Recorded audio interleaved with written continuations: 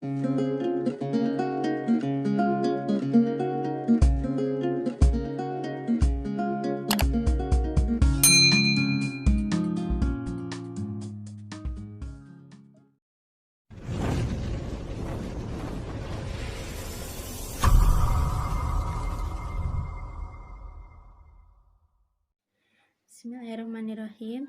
Assalamualaikum. Kembali lagi di segmen Kebuka Buku. Sebelumnya kita sudah membahas mukadimah di buku Panduan Amal Sehari Semalam ini. Sekarang kita akan berlanjut ke bab pertama, yaitu tentang niat yang ikhlas. Seperti yang sudah aku sebutkan di video sebelumnya, ada dua cara agar aktivitas kita dapat bernilai ibadah setiap harinya. Salah satunya adalah dengan meluruskan niat untuk mendapatkan ridha Allah. Karena setiap amal tergantung kepada niatnya, seperti yang disabdakan Rasulullah Shallallahu Alaihi Wasallam di hadis Bukhari dan Muslim.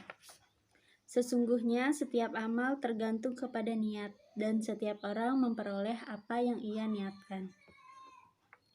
Ibnul Mubarak mengatakan, berapa banyaknya amal kecil yang menjadi besar nilainya karena niat, dan berapa banyaknya amal besar yang menjadi kecil nilainya karena niat. Bagusnya buku ini, terdapat catatan kaki di setiap kutipan ayat atau hadis. Sehingga bisa dicek kebenarannya, dan insya Allah hadis yang diambil di buku ini merupakan hadis yang sahih. Oke, kita lanjut ya. Karena amal tergantung niat, maka sebaiknya kita senantiasa memasang niat yang baik dalam setiap aktivitas kita. Misalnya, kita tidur cepat dengan niat bisa bangun di akhir malam untuk melaksanakan sholat tahajud. Atau kita makan dengan niat agar badan menjadi sehat dan kuat sehingga bisa mengerjakan amal solih. Ketika niatnya lurus dan ikhlas, maka aktivitas yang awalnya mubah bisa menjadi bernilai ibadah di sisi Allah Subhanahu wa Ta'ala.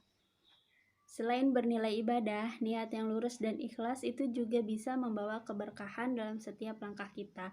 Sebaliknya, jika niatnya tidak baik, tidak ikhlas, atau niatnya semata-mata mengejar dunia, maka hal itu akan menghambat langkah seseorang atau tidak mendapatkan keberkahan dalam setiap langkah hidupnya.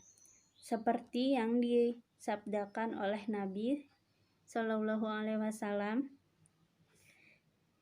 dalam hadis riwayat At-Tirmizi dan Ahmad.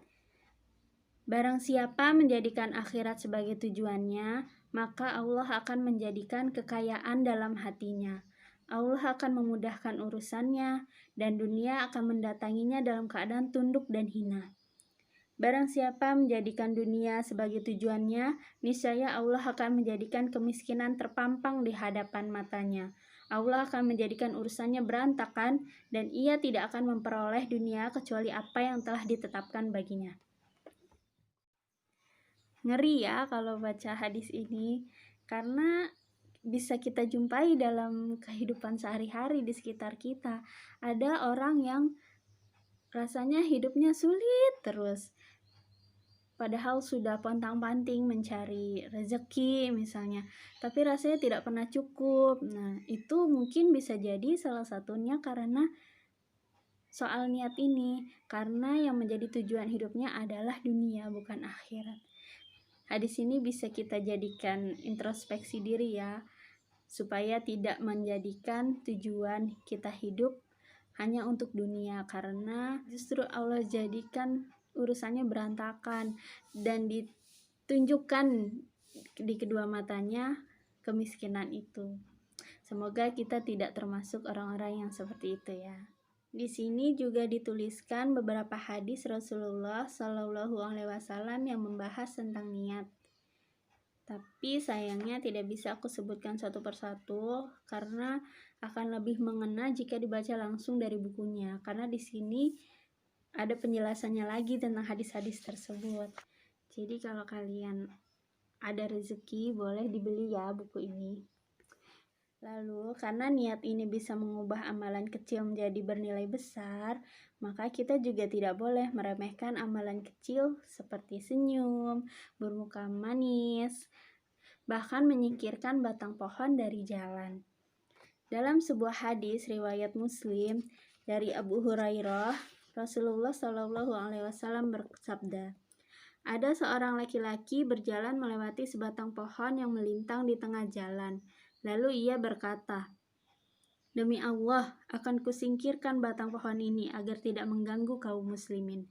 Maka oleh sebab itulah ia pun dimasukkan ke dalam surga.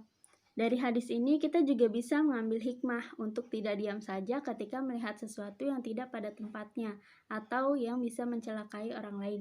Misalnya, contoh kecilnya, ketika melihat sampah di suatu tempat dan kita mampu untuk membuangnya, maka pungutlah.